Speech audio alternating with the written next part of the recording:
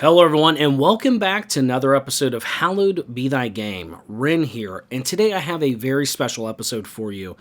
I'm going to be giving my first impressions of SMT5. However, I have been so consumed by this video game, you're going to have to be seeing footage from where I'm at right now because I'm playing in handheld mode. Every second I get, I have this game in my hands. It's completely sucked me in. I love it. It's one of the best games I've played. It is, in my opinion, the best turn-based game on Switch, and that's just for combat alone. It's God tier. Those are my initial thoughts. However, if you are concerned about seeing demon party members that are from the high-level 40s, you're going to be seeing that in this gameplay, but I am going to be confining myself to the first area of the game. So, slight spoiler warning. Outside of that, though, I do want to say a little bit about the story. No spoilers, but SMT3 Nocturne's remaster was not by accident. And I absolutely love the story implications and maybe essentially the larger narrative for the lore of the SMT universe, the Megaton universe, that we get from SMT5 and a lot of links I'm seeing to SMT3.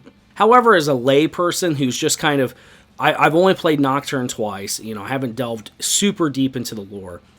There's a lot there, and I can't wait to share my thoughts on it in a dedicated video after I beat the game, and I can kind of look back with 2020 vision to just share my thoughts on it. Currently, I think I'm about 35-ish hours into the game, and I'm doing every side quest I can.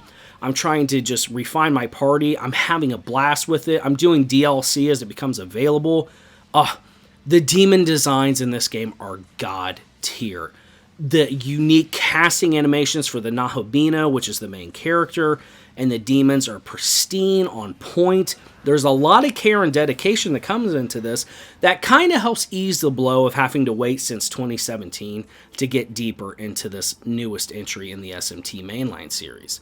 The world and level design is astonishing. I love the verticality that we're seeing from a lot of these zones. So as you enter a new zone, there's going to be these things called Mimon that are hiding around, and as you find them, not only do you gain a running tally to where as you collect more, you get more rewards from Gustav, which is a really cool, eerie shopkeeper. Absolutely love him. But as you collect them, you get glory, and you can use glory as a resource to purchase passive buffs to not only yourself, but the demons, to make quality of life things a lot easier. Essentially, if you've played SMT4 or 4 Apocalypse, it's the app point system. And I loved it in that game, and I absolutely love its return in this. However, what this game has going for it that's unique to all the Megaton series, to me, is just how the world, even though it's not a truly open world, it kind of is. These maps are ginormous, and there's a lot of nooks and crannies to where you can get lost in, and you're looking for treasure chests, you're looking for Mimon, you're looking for secret passageways, you see a quest marker or a quest giver, how do I get to that? And so you just get lost in exploring the world of Dot in this kind of vortex-like world that's like a blasted Tokyo, essentially, from SMT4. And it's haunting. It's perfect. The story setting and everything. I will say this. The characters in the story, if you're somebody who's always wanted to do like a chaos route, but you feel bad for being a dick to people, then SMT5's kind of like the way to go, because there are characters in this game that are cool and all, but I don't really care that much about them, and I think they kind of serve their purpose. I think I like the cast of characters more still from SMT4 as opposed to this, but that's a personal preference. Honestly, this game is just glorious with its exploration and combat, and for me, combat is king.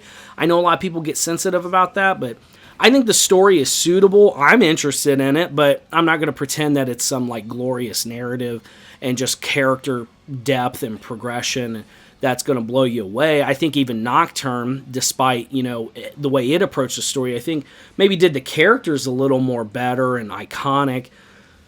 But that said, SMT5 is just crushing it in every other department. The combat balance is on point. I'm playing on normal difficulty, and there's a good challenge. I'm having to redo fights. I'm having to restructure my party. I like the importance that has been. I like the emphasis, I should say, that's been put on items. You definitely want to stock up on dampeners to negate certain Magetsuchi spells. I like the Magetsuchi gauge, which is essentially a super meter that not only your party gets, but the enemy party gets, which adds an extra layer of depth and preparation to a game. And different demon races get different Magetsuchi super meters, which is something I'll go into more depth and detail in my tips and tricks video and my in-depth deep dive review. Again, all that's coming into the future. I just needed a second to gush about this because all my friends have not played this yet that I know in real life. And so I'm dying to talk to somebody. So anyways, on top of that, the quality of life changes are excellent. The reverse demon compendium fusion is the single greatest addition that has come to the SMT and Persona Megaten universe ever. It makes it so much more beginner friendly and allows you to kind of get a good gauge on what you can make, when you can make it, and also the best, like when you bring it up, you can see all in just a very easy to find way, all the different pairings you can do with your demons to create a certain demon. It's excellent, and it just makes crafting that unique party a lot more approachable and a lot more accessible for newer fans of the series, which is great because I don't think SMT5 has compromised on its difficulty all that much, even though I'm not seeing like a Matador like hard wall or like, let's say a Matador or a Minotaur type wall in this game just yet. Although I do think the first couple bosses in this game definitely heavily encourage people to craft the correct party. I say that to say the game's crushing it in the gameplay department.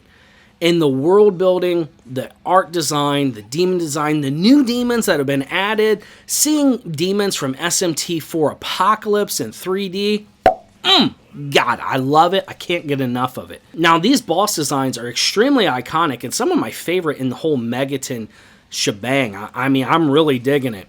And at the end of the day, I just cannot overstate how alive the world feels. One thing about Nocturne that I feel didn't age extremely well for newcomers is that the world does feel a little too desolate and a little too barren at times, but as you're running around, you see demons all over the place that you can talk to. Or if you're in, other parts of the game, you can talk to humans, you can talk to good demons, bad demons, chaos align. So there definitely feels like there is a world of people, and there's different sects and religions and belief systems within the game. Different people are scared of this. There's the strong, the weak.